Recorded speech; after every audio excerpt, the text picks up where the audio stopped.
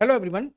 आज के इस वीडियो के अंदर हम लोग जो है NTA UGC net paper one के कुछ ऐसे इम्पॉर्टेंट क्वेश्चन डिस्कस करेंगे आईसीटी के, जो कि आपके एग्ज़ाम के पॉइंट ऑफ व्यू से बहुत इम्पॉर्टेंट है। तो जैसा कि हमने आपको लास्ट वीडियो से और कुछ वीडियोस में बताया था कि हम लोग आपके लिए कंप्लीट सीरीज़ लेके आ रहे हैं। तो अभी हम लोगों ने जो लाइब्रेरी साइंस के लिए आपके लिए एक अलग से सीरीज निकाली है, तो उसी को ध्यान में रखते हुए पेपर वन को हम लोगों ने ध्यान में रखते हुए एक कंप्लीट सीरीज निकाल रहे हैं, जिसमें हम लोग आपको 1000 मल्टीपल चॉइस क्वेश्चन जो है आपको इस चैनल पर कराएंगे।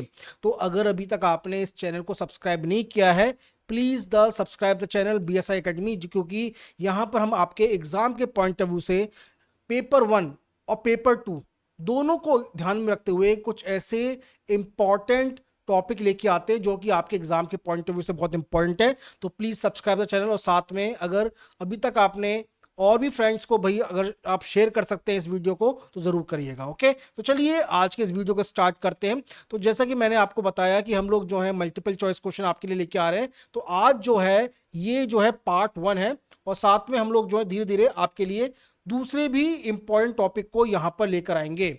क्लियर है? तो पार्ट वन जो है, अब इस पार्ट के अंदर मैं आपको 20 मल्टीपल चॉइस क्वेश्चन जो है आपको मैं कराऊंगा, और बाकी के वीडियो में धीरे धीरे करके हम लोग इसी तरह से और भी जो सब्जेक्ट हैं आपके उनको कवर करेंगे। ओके, तो चलिए हम लोग आज के इस वीडियो को स्टार्ट करते हैं। तो आईसीटी का पहला क्वेश्चन आपके सामने इस तरीके से है, what is the name for a web page address. जो हमारा वेब पेज एड्रेस होता है उसको हम लोग किस नाम से जानते हैं? इसको हम लोग डायरेक्टरी के नाम से जानते हैं। दूसरा ऑप्शन है फोल्डर, क्या इसको हम लोग फोल्डर के नाम से जानते हैं, डोमेन, या फिर यूआरएल। तो देखिए, जो भी वेबसाइट का आपका वेब एड्रेस होता है, अब वेब एड्रेस होता कहाँ है? आपने देखा होगा जब आप कभी भी अपने ब्राउजर को ओपन करते हैं तो उसके टॉप में एक लिंक होता है जिस पे लिखा होता है HTTP, इस तरीके से हाइफन करके। मान लीजिए मैं गूगल को खोल रहा हूं तो www.google.com, तो इसी को हम लोग जो है वेब एड्रेस कहते हैं। क्या कहते हैं? Web address. यानी ये जो होता है वेबसाइट का एड्रेस होता है, इसको हम लोग एक और नाम से जानते हैं। क्या नाम से जानते हैं? इससे हम लोग यूआरएल भी कहते हैं शॉर्ट फॉर्म में, यानी यूनिवर्सल रिसोर्स लोकेटर जो है इसकी फुल फॉर्म होती है। तो यूआरएल भी जो है हम लोग इसके नाम से जानते हैं। तो please mark fourth as a correct answer. Fourth जो है आपका करेक्ट आंसर है। इंग्लिश हिंदी दोनों में हम लोग लैंग्वेज में आपके लिए क्वेश्चन लेके आए हैं। मैं केवल एक पे आंसर लगाऊंगा, आप हिंदी के हिसाब से आप अपने आप इसको देख लीजिएगा कि आंसर कहाँ पे लगा है। ओके, तो please mark fourth as a correct answer. Next question, question number 2, which of the following is excluded from the domain of artificial intelligence। Artificial intelligence के अंतर्गत इनमें से किसको आर्टिफिशियल इंटेलिजेंस से अलग रखा गया है? Computer vision, machine learning, deep learning और टेक्स्ट। इनमें से हम लोग जो है किसको आर्टिफिशियल इंटेलिजेंस का पार्ट नहीं मानते हैं? ओके, तो अगर आप देखोगे कि computer vision, machine learning, deep learning, ये तीनों के तीनों जो है आर्टिफिशियल इंटेलिजेंस का एक बहुत ही मुख्य भाग है। तो आर्टिफिशियल इंटेलिजेंस में इनको कवर किया जाता है।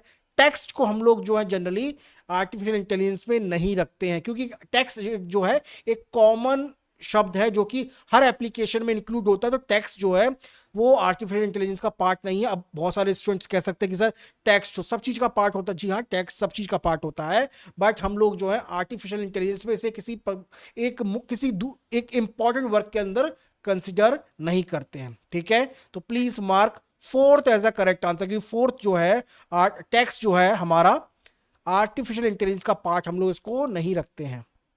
ठीक, नेक्स्ट क्वेश्चन, क्वेश्चन नंबर 3, इनमें से कौन सी आईएसपी की फुल फॉर्म है? यानी एक आपके सामने आईएसपी दे रखा है। आईएसपी क्या होता है? आईएसपी का मतलब होता है, क्या होता है पहले तो देखो, जो भी इंटरनेट प्रोवाइड करते हैं उसको हम लोग शॉर्ट में आईएसपी कहते हैं, है ना। आईएसपी आप सबने शब्द सुना होगा। तो आईएसपी की फुल फॉर्म क्या होती है आपको ये बतानी है। आपके सामने ऑप्शन है, international service provider, internet service provider, internet software provider, या फिर इंटरनेट सर्विस प्रोडक्ट। तो देखिए आईएसपी की जो फुल फॉर्म होती है वो होती है इंटरनेट सर्विस प्रोवाइडर। ओके, तो please mark second as a correct answer. Next question, question 4, which of the following is not a system software, इनमें से कौन सा सिस्टम सॉफ्टवेयर नहीं है, याद रखिएगा सिस्टम सॉफ्टवेयर नहीं है। अब इसमें ऑप्शन है compiler, operating system, application software और डॉस। अब डॉस की फुल फॉर्म क्या होती है आप मुझे कमेंट में लिख के बताएंगे। बहुत सिंपल है, हम लोगों ने पहले काफी बार मैंने इसे कवर किया है। अब देखो सिस्टम सॉफ्टवेयर का मतलब क्या होता है, ठीक है। अगर हम लोग देखें सिस्टम सॉफ्टवेयर, देखो दो तरीके के सॉफ्टवेयर होते हैं, एक तो होता है सिस्टम सॉफ्टवेयर, एक होता है एप्लीकेशन सॉफ्टवेयर। सिस्टम सॉफ्टवेयर में हम लोग उन पर्टिकुलर सॉफ्टवेयर को लेते हैं जिसके अंदर हमारे कंप्यूटर से रिलेटेड सॉफ्टवेयर होते हैं, है ना, वो हमारे सिस्टम का पार्ट होते हैं, ठीक है। तो कंपाइलर, ऑपरेटिंग सिस्टम और हमारा डॉस जो है, ये तीनों के तीनों जो है सिस्टम सॉफ्टवेयर का पार्ट है। बट एप्लीकेशन सॉफ्टवेयर को हम लोग जो है सिस्टम सॉफ्टवेयर में नहीं रखते। क्लियर है? तो please mark third as a correct answer, क्योंकि थर्ड जो है वो सिस्टम सॉफ्टवेयर का पार्ट नहीं है। चलिए अगला सवाल डिस्कस करते हैं, ये थोड़ा लेंथी है या थोड़ा सा आप इसको देखिएगा। तो देखो अब इसमें जो सवाल है आपके सामने, ये सवाल मैं पहले आपको पढ़ देता हूं। यहाँ पे आपके सामने दो कथन दिए गए हैं, कथन ए और असर्शन ए और रीजन आर। तो आपको ये बताना है कि इनमें से पहले तो कौन सा करेक्ट है, ठीक है। अगर दोनों करेक्ट हैं, क्या रीजन असर्शन को एक्सप्लेन कर पा रहा है, यानी उसकी व्याख्या दे पा रहा है, बस हमको इतना बताना है। तो पहला हम असर्शन पढ़ते हैं, machine learning require a good quality and sufficient data to train and test the algorithm. यानी इसमें बोल रहा है कि मशीन लर्निंग को एक अच्छी क्वालिटी और एक अच्छे डेटा की जरूरत होती है जब हम लोग इसके डेटा को ट्रेन और टेस्ट करते हैं किसी भी एल्गोरिथम को, ठीक है भाई। मशीन लर्निंग के अंदर हमें डेटा भी जरूरत पड़ती है, क्वालिटी भी जरूरत पड़ती है, क्योंकि हमें इसको ट्रेन करना होता है अपने और टेस्ट करना होता है एल्गोरिथम को। ये एकदम कथन एकदम सही है। अब बात ये आती है इसके रीजन की, कारण की। For correct classification good quality data which is free from noise and sufficient data is required for training and testing of the algorithm। यानी अगर हमें सही रूप में वर्गीकरण करना है तो एक उच्च कोटि का डेटा जिसके अंदर किसी भी तरह का नॉइज नहीं होना चाहिए। नॉइज का मतलब होता है आसपास का जो एक तरीके से जो डेटा है वो उसमें मिश्रित नहीं होना चाहिए, और एक अच्छा डेटा चाहिए हमें अपने एल्गोरिथम को ट्रेन और टेस्ट करने के लिए। तो ये दोनों कथन जो हैं वो सही है, और साथ में जो रीजन है यानी हमारा जो कारण है वो हमारे अभिकथन यानी असर्शन की व्याख्या सही से कर पा रहा है। इसलिए करेक्ट आंसर जो है हमारा फर्स्ट है। Please mark first as a correct answer. Clear? Next question, question number 6 की हमारा क्वेश्चन नंबर 6 क्या कहता है जरा देखें। तो क्वेश्चन नंबर 6 हमारा कह रहा है what is the full form of GIF। GIF की फुल फॉर्म क्या है? Graphics interchange format, graphics interchange file, global interchange format या ग्राफिक इनपुट फॉर्मेट। इसकी फुल फॉर्म क्या है आपको बतानी है। Graphics interchange format, graphics interchange file, global interchange format या फिर ग्राफिक इनपुट फॉर्मेट GIF। देखिए आपने देखा होगा इमेज जो है हमारी काफ़ी एक्चुअल में जो GIF है ये एक तरह की इमेज होती है। इसी तरीके से हमारी JPEG भी इमेज होती है, PNG भी जो है एक इमेज का फॉर्मेट होता है। तो जो GIF का फॉर्मेट होता है ग्राफिक इंटरचेंज फॉर्मेट, ये इसका करेक्ट आंसर है। तो ग्राफिक इंटरचेंज फॉर्मेट जो है वो GIF की फुल फॉर्म है। क्लियर है? याद रहेगा? ओके चलिए नेक्स्ट क्वेश्चन डिस्कस करते हैं आपके साथ। एक मिनट, ठीक है। तो करेक्ट आंसर हमारा जो है वो आपका फर्स्ट है। Please mark first as a correct answer. Next question, question number 7, speed of internet is measured in. Internet की गति को हम लोग किस यूनिट में मापते हैं?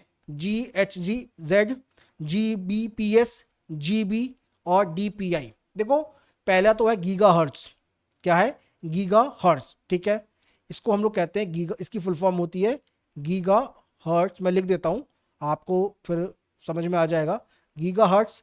देन एक है गीगा बिट्स पर सेकंड, तीसरा है हमारा जीबी, गीगाबाइट, और फोर्थ है हमारा डीपीआई। ओके, अब नाउ डीपीआई की फुल फॉर्म आप मुझे लिख के बताएंगे, क्योंकि डीपीआई की फुल फॉर्म पहले भी आपके एग्जाम में आ चुकी है। तो डीपीआई जो है कि फुल फॉर्म क्या होती है आप मुझे कमेंट करके करेंगे। अब देखो, इंटरनेट की गति को मापने के लिए हम लोग यूज करते हैं गीगाबिट्स पर सेकंड, ठीक है। तो सेकंड तो करेक्ट आंसर है। अब इसके अलावा ऑप्शन में वो आपको क्या क्या दे सकता था, वो आपको दे सकता था के बीपीएस यानी किलो बिट्स पर सेकंड, वो आपको दे सकता था एमबीपीएस मेगा बिट्स पर सेकंड, गीगा बिट्स पर सेकंड, टेरा बिट्स पर सेकंड। तो ये सारी यूनिट जो है वो इंटरनेट की गति को मापने के लिए यूज की जाती हैं, उनका प्रयोग किया जाता है। तो प्लीज मार्क करिए, सेकंड जो है आपका सही उत्तर है। नेक्स्ट क्वेश्चन, अब यहां पे लिखा भी है मैंने, गीगाबिट्स और गीगाबाइट्स पर सेकंड, 1 मिलियन बिट्स पर सेकंड, ये जो है आपका यूनिट है। नेक्स्ट क्वेश्चन, तो अगला सवाल हमारे सामने है, which of the following correctly list computer memory types from the lowest to highest speed. आपके सामने कुछ कंप्यूटर मेमोरी दे रखी हैं, उनकी यूनिट दे रखी है, आपको बढ़ते हुए क्रम में इसको गति के अनुसार लगाना है, ठीक है। अब देखो, cache memory, secondary memory, main memory, ये हमारी जो है मेमोरी की टाइप है। तो सबसे ज्यादा जो स्पीड होती है वो हमारी रजिस्टर की होती है। किसकी होती है? रजिस्टर की होती है। अब रजिस्टर तो यहाँ पे दिया नहीं है, उससे ज्यादा जो जो सबसे ज्यादा स्पीड होती है वो रजिस्टर की होती है। अब उससे जो थोड़ा सा कम मेमोरी जो होती है, कम स्पीड जो होती है, वो कैश मेमोरी की होती है, ठीक है। अब कैश मेमोरी से कम स्पीड जो होती है वो मेन मेमोरी की होती है, और मेन मेमोरी से कम स्पीड जो होती है हमारी किसकी होती है? सेकेंडरी स्टोरेज की होती है। तो सेकेंडरी स्टोरेज की मेमोरी की स्पीड सबसे कम होगी, सेकेंडरी स्टोरेज की सबसे कम होगी, ठीक है।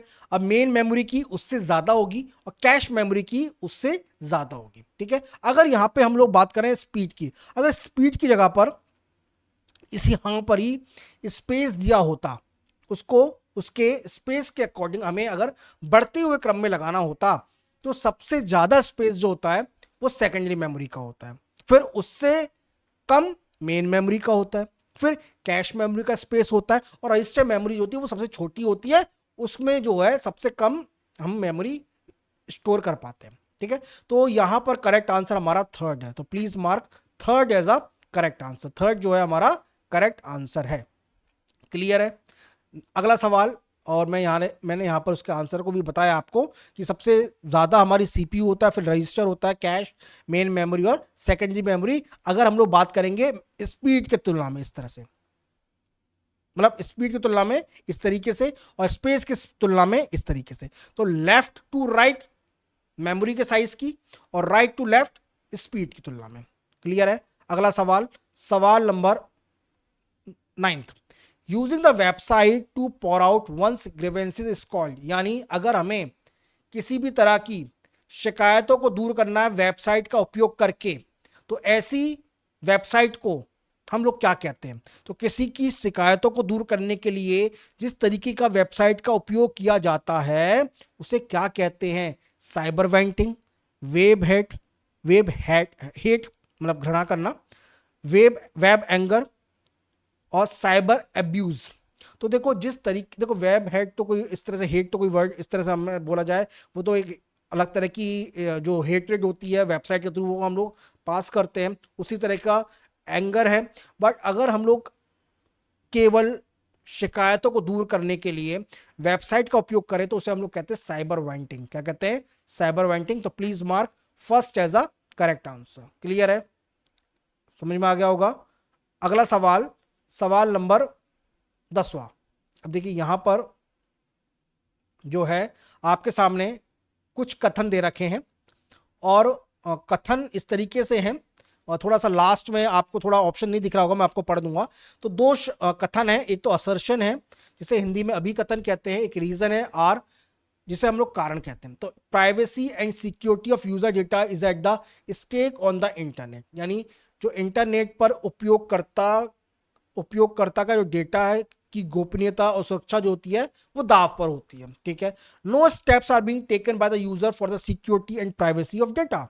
यानी किसी भी तरह का कदम जो है डेटा की सुरक्षा और गोपनीयता के लिए उपयोगकर्ता द्वारा कोई कदम नहीं उठाए जा रहे हैं, ये बोला गया है। तो देखो ये बात तो एकदम सही है कि प्राइवेसी और सिक्योरिटी जो है डेटा की, किसी भी यूजर की, वो स्टेक पे होती है इंटरनेट पे। बिल्कुल सही बात है, क्योंकि internet is a open space जहां पर हर तरह का व्यक्ति, हर तरह का यूजर, और अब तो ऐसे भी लोग यूजर हैं जो कि ह्यूमन बीइंग नहीं है, उनके डेटा को जनरली बॉट रन करते हैं। तो अब इस केस में अगर हम बात करें कि सिक्योरिटी और प्राइवेसी ऑफ डेटा के लिए कोई भी कदम नहीं उठाया जा रहा है, तो ये तो एकदम गलत है। ठीक है, ये तो गलत है। तो इस केस के अंदर आप अगर देखें तो कथन जो है, अभी कथन जो एकदम सही है और रीजन जो है उसका वो गलत लग रहा है। तो इस केस में जो करेक्ट आंसर होगा वो क्या होगा, अब आप ऑप्शन में मुझे बताएंगे। ठीक है, अब देखो तो privacy and security of user data is at stake on the internet, बिल्कुल ठीक है। No step are being taken by the user for the security and privacy of data, तो ये एकदम गलत होगा। मुझे लगता है कि ए जो है वो करेक्ट है।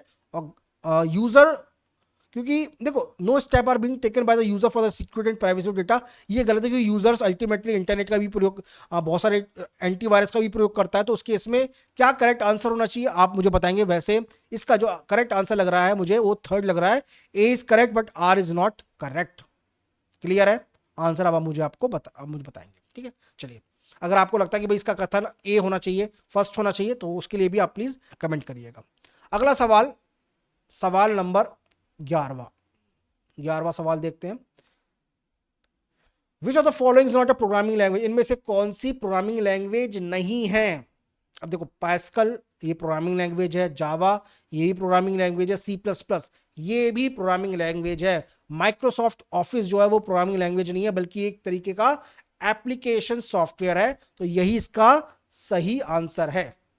अब प्रोग्रामिंग लैंग्वेज के और भी बहुत सारे पार्ट हैं, जैसे हम लोग C language, Python language, Perl, Pascal, Java, C plus plus, बहुत सारी लैंग्वेज, ये सारी लैंग्वेज जो होती हैं वो प्रोग्रामिंग लैंग्वेज में अंतर आती हैं।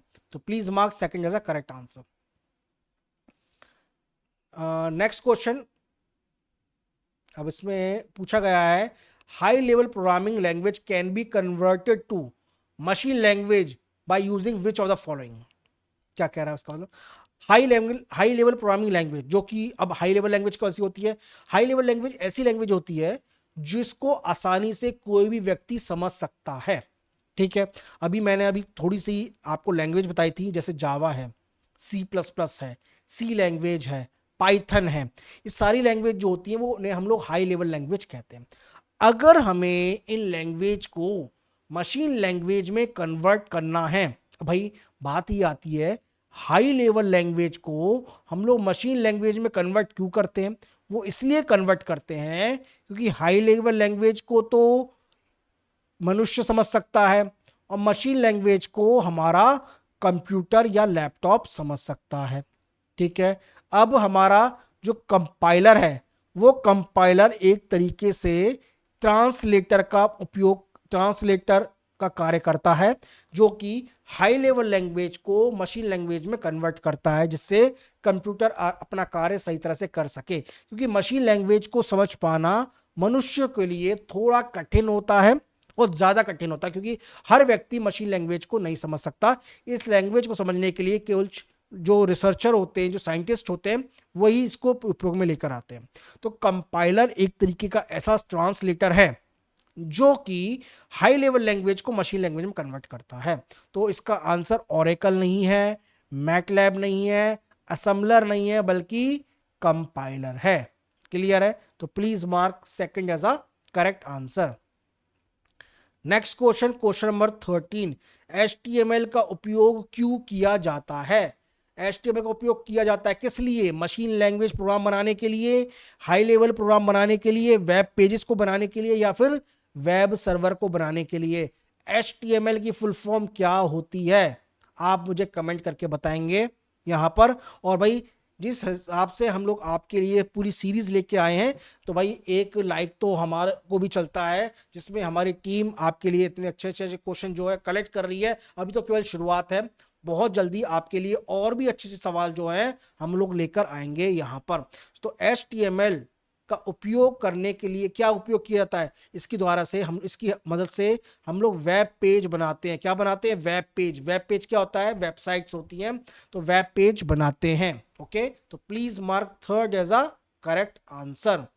Next question, question number 14। अब देखो आ गया ना, मैंने पूछा था आपसे HTTP की फुल फॉर्म, बट यहां पर हमने पूछा है HTTPS की फुल फॉर्म। ठीक है, अब देखो HTTP की फुल फॉर्म होती है हाइपर टेक्स्ट ट्रांसफर प्रोटोकॉल। अगर उसके आगे मैं सिक्योर लगा दूंगा तो ये हो जाएगी HTTPS। ठीक है, अब देखो यहां पर एक तो है हाइपर टेक्स्ट ट्रांसलेशन प्रोटोकॉल, एक है यहाँ पे हाइपर टेक्स्ट ट्रांसफर प्रोटोकॉल। तो यहाँ पे इसकी फुल फॉर्म है hyper text transfer protocol secure. Okay, तो please mark second as a correct answer. आपने देखा होगा जब आप वेबसाइट का एड्रेस लिखते हो तो एक वहां पे एक लॉक बना होता है, ताला सा बना होता है। उस ताले का मतलब ये होता है कि ये वेबसाइट जो है सिक्योर है। यहां पर HTTPS प्रोटोकॉल कार्य करता है, तो please mark second as a correct answer. Second जो है वो आपका करेक्ट आंसर है। अगला सवाल, सवाल नंबर 14 की जगह पर अब 15 आएगा हमारा। तो 15 में क्या है? Symbols A to F are use in which of the following. हम लोग एक तरीके का नंबर सिस्टम होता है जहां पे हम लोग A से F तक यूज करते हैं। किन में यूज करते हैं? बाइनरी नंबर सिस्टम में, डेसिमल नंबर सिस्टम में, हेक्साडेसिमल नंबर सिस्टम में, या फिर ऑक्टल नंबर सिस्टम में। तो देखो भाई स्टूडेंट्स, बाइनरी नंबर सिस्टम में केवल हम लोग 0 और 1 का उपयोग लेते हैं। डेसिमल नंबर सिस्टम में हम लोग 0 से लेकर 0, 1, 2, 3, 4, 5, 6, 7, 8 और 9, ये 10 अंकों का प्रयोग करते हैं। ऑक्टल के अंदर हम लोग 0, 1, 2, 3, 4, 5, 6 और 7, ये 8 नंबर का प्रयोग करते हैं। बल्कि हेक्साडेसिमल में हम लोग 16 नंबर का उपयोग करते हैं, इसमें से 0 से लेकर 9 तक तो होती हैं। इसके अलावा A, B, C, D, E और F का भी उपयोग लेते हैं। ठीक है, तो 0 से लेकर 9 तक हो गई 10 और A से लेकर F तक हो गई 6। तो इन 16 नंबर का उपयोग किया जाता है हेक्साडेसिमल नंबर सिस्टम में। तो please mark third as a correct answer. Clear है? Next question, question number 16। GIF, JPG, BMP, PNG किस तरह की फाइल्स का एक्सटेंशन है? यानी आपके सामने कुछ ऐसे एग्जाम्पल दिए गए हैं जो कि एक तरीके की फाइल का एक्सटेंशन माना जाता है। किस तरह की फाइल का? ऑडियो डेटा का, इमेज डेटा का, वीडियो डेटा का, या फिर टेक्स्ट डेटा का। ठीक है, अब देखो ये सारी जो हमारी इमेजेस है, ये एक्सटेंशन है, ये इमेज डेटा का पार्ट होती हैं। तो यानी आपने GIF इमेज भी देखा होगा, JPG भी देखा होगा। अभी तो मैंने GIF की फुल फॉर्म भी आपको बताई थी। क्या बताई थी? आप कमेंट में करिएगा, बताइएगा। तो GIF, JPG, BMP, PNG, ये सारी की सारी फाइल जो होती हैं, ये जो एक्सटेंशन जो होते हैं, ये हमारे इमेज फाइल को शो करते हैं। तो please mark second as a correct answer. Clear है? पिक्सल, पिक्सल से क्या समझते हैं? पिक्सल क्या होता है? एक कंप्यूटर प्रोग्राम है, या फिर आपकी पिक्चर को स्टोर करता है सेकेंडरी मेमोरी में, या फिर पिक्चर को एक सबसे जो उसका रिजॉल्वेबल पार्ट होता है, यानी जो सबसे छोटी यूनिट होती है हमारी पिक्चर की, उसको शो करते हैं पिक्सल में, या फिर प्रोग्रामिंग लैंग्वेज होती है पिक्सल। तो देखो भाई पिक्सल जो है एक पिक्चर का सबसे छोटा भाग होता है जिसे हम लोग पिक्सल कहते हैं। और पिक्सल जो है एक तरीके का एक ऐसा एरे है, एक ऐसा एरे है जो हमारी पिक्चर को स्टोर करता है। क्लियर है? और पिक्चर को स्टोर सेकेंडरी मेमोरी में नहीं, बल्कि उसके एक पर्टिकुलर फॉर्मेट में हम लोग करते हैं। तो पिक्सल जो है स्मॉलेस्ट रिजॉल्वेबल पार्ट है जो कि इसे हम लोग यूज करते हैं। तो please mark third as a correct answer. Clear? Done. Next question, question number 18। इनमें से कौन सी ऐसी नेटवर्क टोपोलॉजी है जहां पर एक सेंट्रल नोड होता है और हर नोड उससे कनेक्ट होता है? यानी ये एक आपका सेंट्रल नोड है जिसको हम लोग हब के में मानते हैं, नाम मतलब हब के रूप में जानते हैं। अब बाकी जो नोड होते हैं वो इस तरीके से लगे होते हैं। क्लियर है? अब क्या होता है ये? अब ये नोड हमारे क्या होते हैं, इसे मैश के रूप में जानते हैं, स्टार के रूप में जानते हैं, रिंग टोपोलॉजी के नाम पे जानते हैं, या फिर बस के नाम पे जानते हैं। ये हमारी होती है स्टार टोपोलॉजी। क्या होती है? स्टार टोपोलॉजी होती है। तो please mark second as a correct answer, क्योंकि यहाँ पर हब जो है हमारे बाकी नोड से कनेक्ट है। ठीक है? और अगर ये हब खराब हो जाए ना तो सारे नोड आपस में डिसकनेक्ट हो जाते हैं। क्लियर है? तो please mark second as a correct answer. IP version 6 address की लेंथ क्या होती है? देखो, आईपी वर्जन, आईपी एड्रेस हमारे दो तरह के होते हैं। एक तो होता है आईपी वर्जन 4, एक होता है आईपी वर्जन 6। आईपी वर्जन 4 जो होता है, मैं दोनों का कंपैरिजन बताता हूँ। आईपी वर्जन 4 जो होता है वो 32 बिट का होता है। ठीक है? और आईपी वर्जन 6 जो होता है वो 128 बिट का होता है। तो करेक्ट आंसर कौन सा होगा? 4 होगा, 128 बिट। तो please mark fourth as a correct answer. Clear है? Next question, question number 20। Which of the following is not an input device?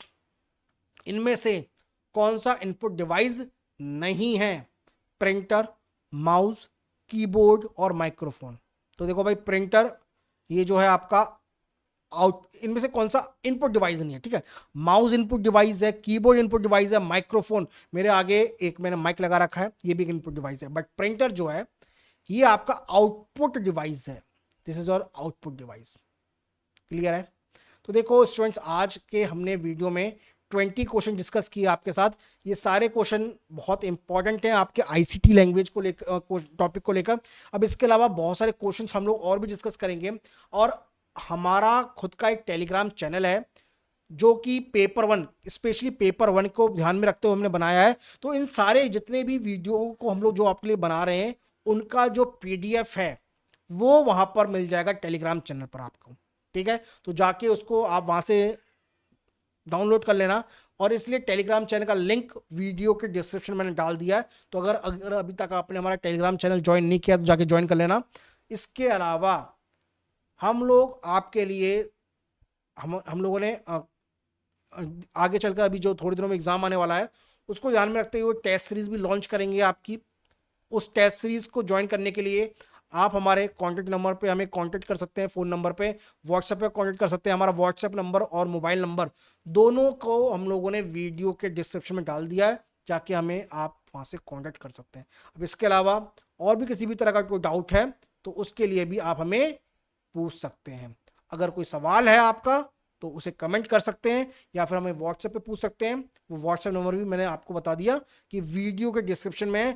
पहले हम लोग जो है अपने क्या कहते हैं पीडीएफ में दे देते थे, बट अब हम लोग जो है वहाँ से हटाकर अब उसको केवल वीडियो डिस्क्रिप्शन मेंशन कर देते हैं। आप जाके वहाँ पे हमें कांटेक्ट कर सकते हैं। ठीक है? तो ये तो था आज के इस वीडियो के बारे में। अगर कोई और भी आपका डाउट है तो उससे आप हमें सीधा पूछ सकते हैं, और बहुत जल्दी हम आपके लिए लाइव क्लास भी लेकर आएंगे जब आपके एग्जाम को ध्यान में रखते हो। ठीक है?